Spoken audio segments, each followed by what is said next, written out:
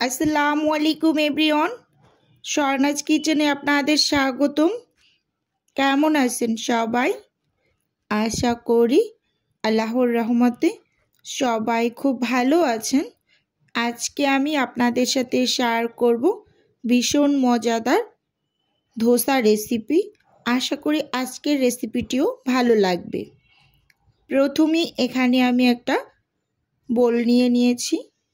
Measurement কাপের 1 cup নিয়ে নিলাম নর্মাল ভাতের চাল, 1 কাপ পোলার চাল, 1/3 কাপ মসুরের ডাল আর 1/3 কাপ মুগ ডাল। এখন হাতের সাহায্যে সব উপকরণগুলোকে সুন্দরভাবে মিশিয়ে নিলাম। বেশ কিছুটা পরিমাণ পানি দিয়ে ভিজিয়ে রাখবো প্রায় 3 ঘন্টার মতো। ফিরে আসছি 3 ঘন্টা পরে। চাল ডালগুলো খুব সুন্দরভাবে ভিজে গিয়েছে। এখন আমি ব্লেন্ড করে নেব। আপনারা চাইলে শিলপাটাতেও বেটে নিতে পারবেন। অল্প অল্প করে ব্লেন্ডারে ঝাড়ের ভিতরে আমি চাল ডালগুলোকে নিয়ে নিচ্ছি। আমি 2 বারে ব্লেন্ড করে নেব। দিয়ে দিলাম সামান্য কিছুটা পরিমাণ পানি। ব্লেন্ডারের জারের মুখটা লাগিয়ে ব্লেন্ড করে নিচ্ছি। 2 বার করে আমি ব্লেন্ড করে নিয়েছি। এখন গোলাটাকে আমি সাইডে রেখে দিলাম। ব্লেন্ডারের যে ছোট একটা জার থাকে সেটা নিয়ে নিলাম। প্রথমেই এখানে আমি দিয়ে দিলাম 3টা শুকনা মরিচ, 2টা কাঁচা মরিচ। ঝালটা আপনাদের স্বাদ অনুযায়ী নিয়ে নেবেন। দিয়ে দিলাম 1 মুঠ কাঁচা পেঁয়াজ, ছোট সাইজের একটা রসুন, সামান্য কিছুটা পরিমাণ আদা কুচি, সেই সাথে দিয়ে দেব বেশ কিছুটা পরিমাণ ধনেপাতা। ধনিয়া পাতাটা দেওয়ার জন্য খেতে খুবই ভালো লাগে। চেষ্টা করবেন অবশ্যই ধনিয়া পাতাটা দেওয়ার। কিছুটা পরিমাণ পানি দিয়ে খুব ভালোভাবে ব্লেন্ড করে নেব। যে গোলাটা আগে আমি চাল ডালের রেডি করে রেখেছিলাম সেটার ভিতরে দিয়ে দিলাম সরাসরি।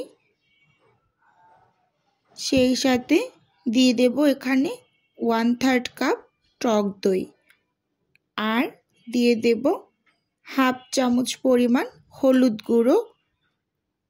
সেই সঙ্গে দিয়ে দিলাম হাফ চামচ পরিমাণ লবণ। প্রথম অবস্থায় হাফ চামচ দিয়ে দিয়েছি, চেক করে বাকিটা দিয়ে নেব। খুব সুন্দরভাবে নেড়ে চেড়ে মিশিয়ে নিচ্ছি। অবশ্যই সময় নিয়ে খুব ভালোভাবে মিশিয়ে নিতে হবে। আর এই চাল ডালের মিশ্রণটা যখন আমরা ব্লেন্ডারে ব্লেন্ড করব, খুব মিহি করে ব্লেন্ড করব না, একটু আধ ভাঙ্গা টাইপের করে ব্লেন্ড করে নেব।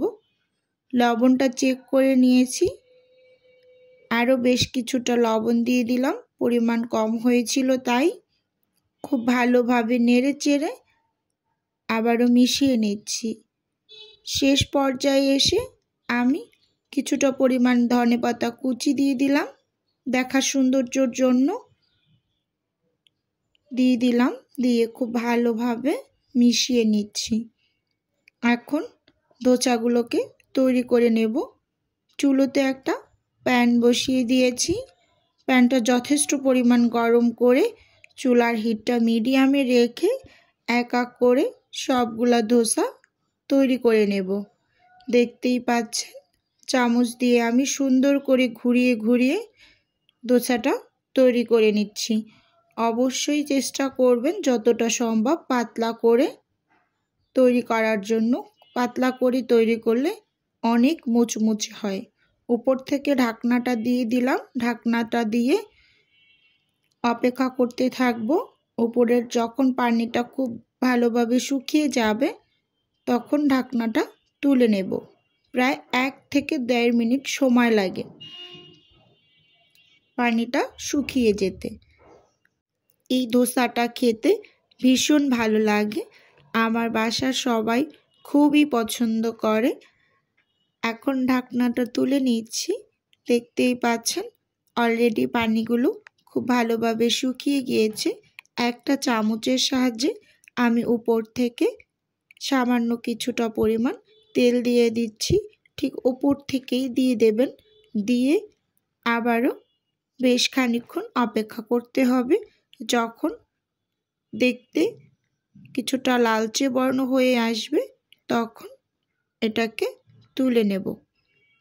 দেখতেই পাচ্ছেন পিছন ছাড়টা কি সুন্দর হয়েছে, মাশাআল্লাহ। এভাবে করে আমি সবগুলো ধোসা তৈরি করে নিয়েছি।